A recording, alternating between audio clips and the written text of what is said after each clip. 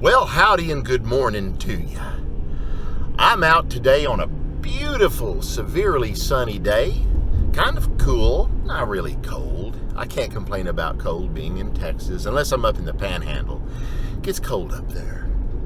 But anyway, I buy old records, so I'm going out to try to buy old records. I'm going to go see a private party up ahead who has some records. They responded to an ad of mine. See what they've got, and then I'm going to head out west, I don't know, about 100 miles or so, and see what I can scare up out there. It's been a while since I've been to that area. I like to hit an area, let some time go by, and then go back and hit it again, plant seeds, trying to cultivate.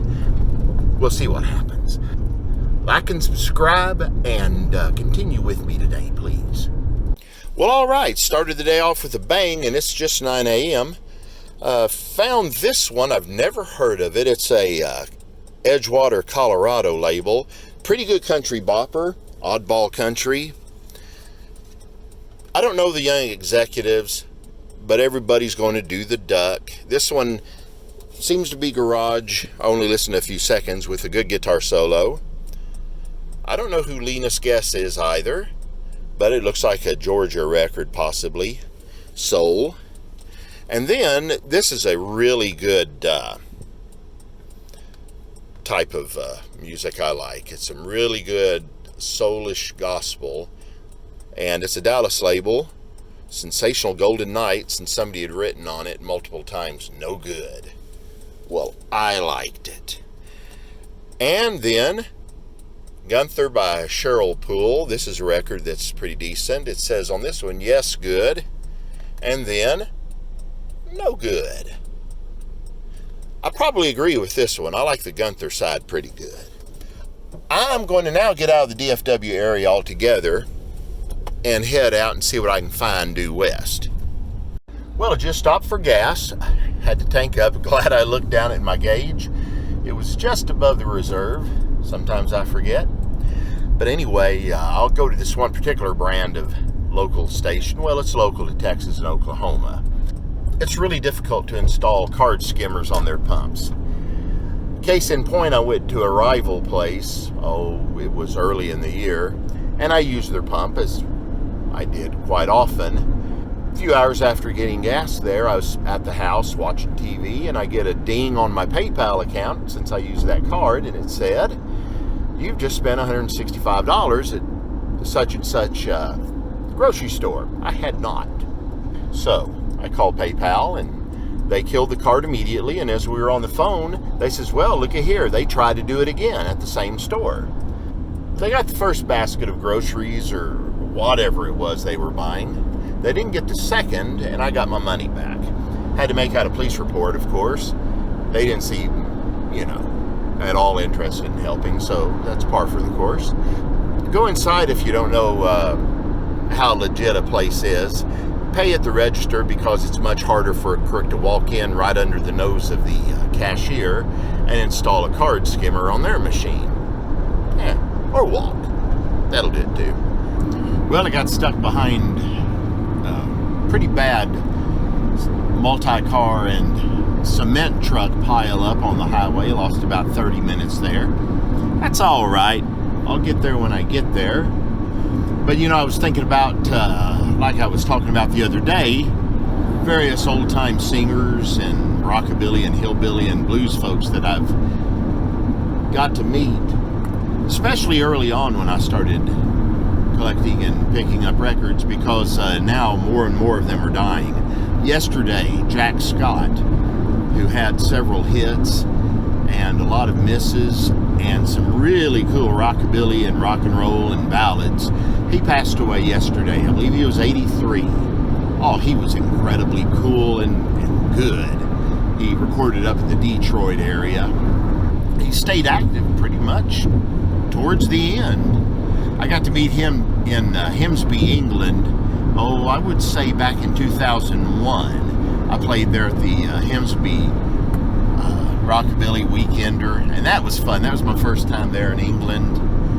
Even had old Rob from Rob's Chop Shop give me a razor shave right there on stage while I was singing. My face. That's where I'm referring to. So anyway, Jack Scott was playing there. He put on a great show, and it's kind of sad to see him leave the mortal coil. But you know, he had a hell of a good run. My favorite thing he did, though, pretty much was still his first record, Leroy. That's one of his first. That was just an incredible screaming saxophone, hot guitar record with really good greaseball lyrics. Greaseball was the name of the song originally, and the company made him change it to Leroy. And just a nice, cool thing. So I'm going to keep driving. I don't want to keep reminiscing, though, because that sounds like something old people or boomers might do. I don't reminisce. I live. We'll keep the reminiscing down to a minimum. I'd rather be in the present and turn up a rare acetate of Jack Scott. Yeah, that would work. Something nobody has heard of, and I can convert to ready cash. So let's keep going down the road, make up some time. I just love getting off the interstate highway and onto the secondary highways, and then eventually to the little small 2 lanes where the good stuff is. So now I can start swiveling my head looking for the garage sale signs, impromptu flea markets, or maybe just piles of old records set out by the curb for the trash man. Don't laugh, that's happened before. Once to me, and I'm sure it's happened to other friends. All right, we have arrived. Now I've just got to do the head swiveling act. Hit all the back roads, front roads, up and down roads. We'll hit them all. Right up ahead there should be a really good junk empire that I do like to go to, so I'm going to check that out if they're still around, and I really hope they are. I found things in the past, not a lot, but it's such a fascinating place to go into that, you know, it just calls out to me like something that calls out to me. I think I have to go forward a little bit more. Guess I ought to start humming elevator music for these less active times.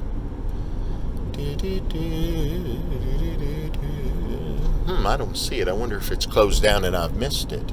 Let's hope that's not the case. No, there it is right up ahead. Yeah, I don't think it's open though. Let's go look.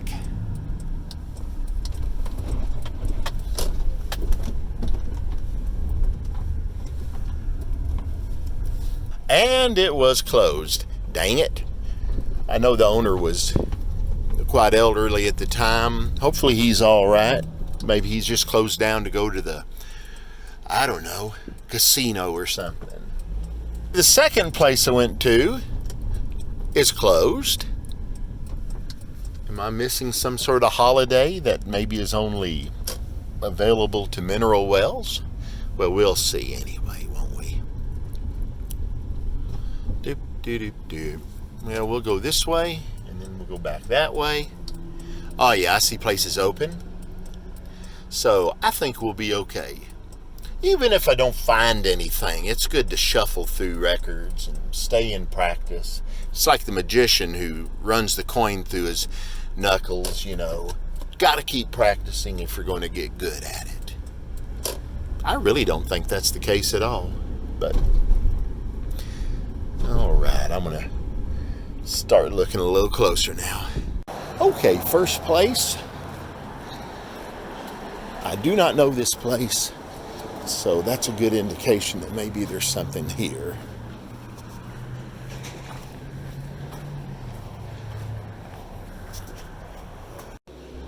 Well, I thought I'd walked into Ed Gein's place here for a minute with all the heads. That's a little Wisconsin humor. I've been there once. Found Ed's grave. He was buried right next to his mama. Then the next year somebody stole the marker. Oh, there's something. Let's see what this is.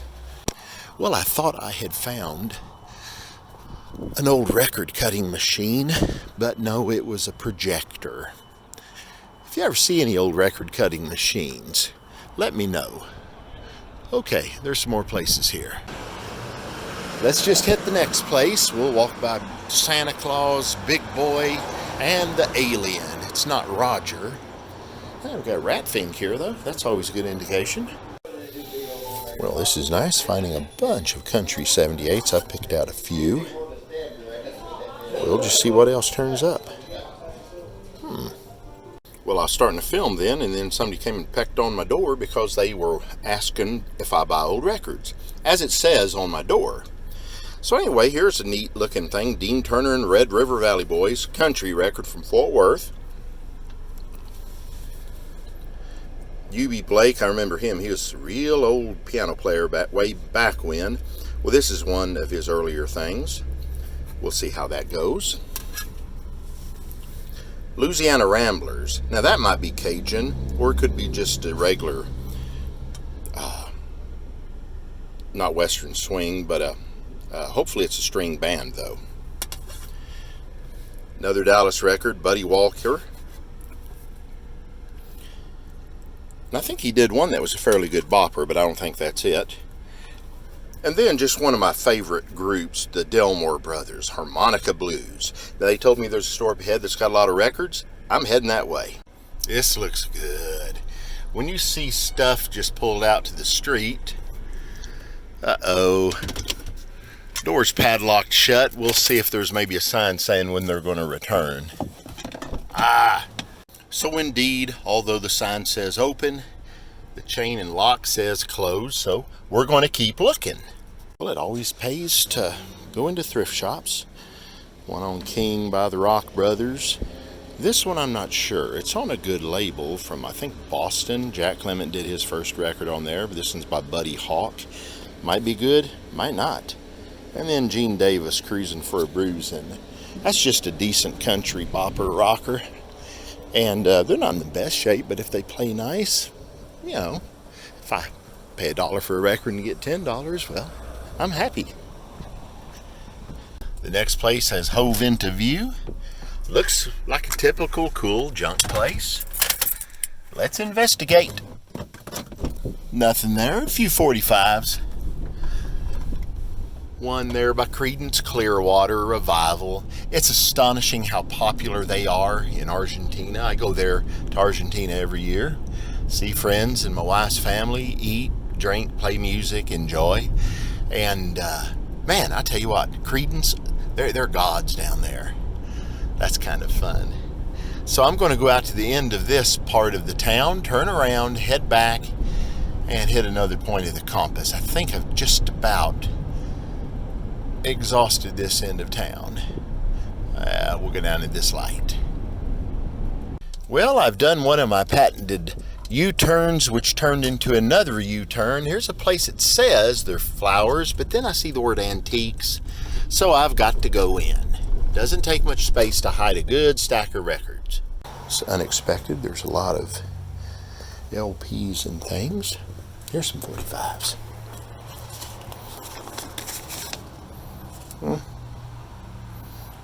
Nothing for me. Maybe there's more.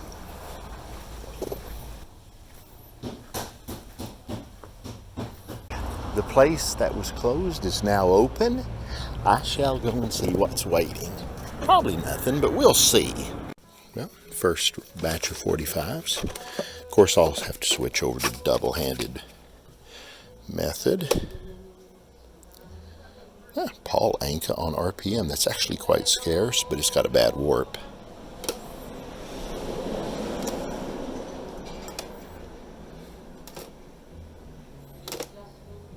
Okay, both hands. Found one neat looking one so far. I think it's a garage record. I left it up at the counter. And now I've got a lot of 45s to go through here. Cool.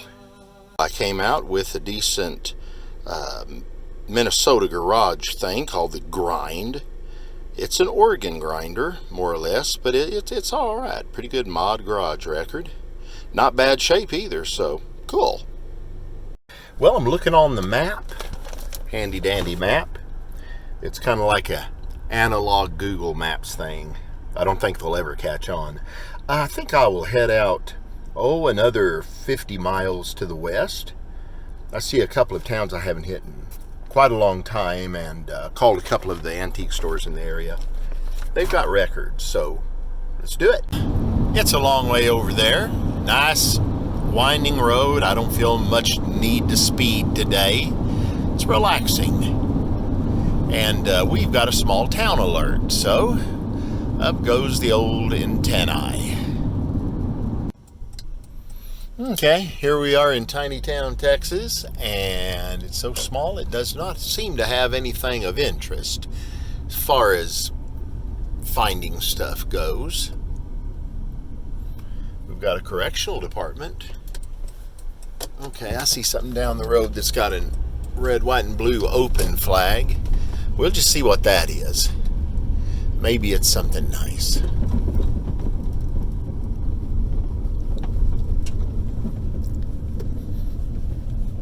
No. Frontier Christmas Store. Oof. So this is nice. You know, even though I'm in a deadhead part where I've got to go between towns where there's not much, at least the scenery is all right. Lovely this time of year. Well, it only seems like it took forever to go that 48 miles. So what I'm going to do is hit all the points of the compass. First, I'm going to go downtown, though, and hit the antique stores that I called. I called 2 of them, and they both said they had 45 records. So let's check that out. It's just beautiful here this time of year, isn't it? Wow. And we will see what's around. What I like about a lot of these small towns, they were, you know, just normal, everyday, quiet small towns, but a lot of them had honky-tonks on Saturday night, Friday night, Saturday nights. Man, these places were jumping. There wasn't much to do except work, procreate, and go dancing and listen to records. And some of these towns had their own homegrown Elvises, Muddy Waters types, Carl Perkins, whatever, Hank Williams. They all had their own versions of that. And that's the records I'm looking for the most part. I mean, don't get me wrong, I like me some Hank Williams, but I'd sometimes much rather have the little small-time singer that had no kind of chance to make it big. Enough of that. I'm going to town. So I stopped at the first place. No luck there. But there's at least 2 more, maybe a pawn shop or something. Sometimes I'll check small town pawn shops because they'll have records.